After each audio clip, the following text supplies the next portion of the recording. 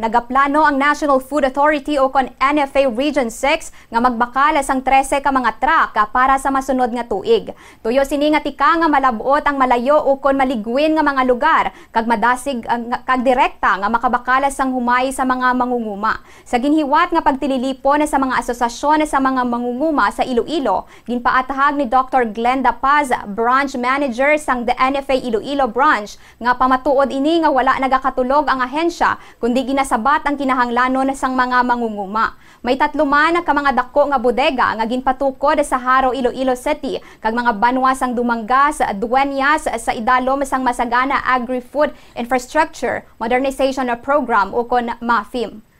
Magluwas diri suno kay Paz, may igadugang pa nga proyekto sa 5th Distrito agod nga mas madamo nga mga mangunguma ang malabot sang serbisyo sang NFA sa Panay. Ini nga programa ang ginhimo paagi sa kolaborasyon sang NFA kag Department of Agriculture agod mangin moderno ang agricultural infrastructure para nga mapataas ang productivity. Mabuhina ng mga pierde sa post-harvest kag mapaayo pa ang food security.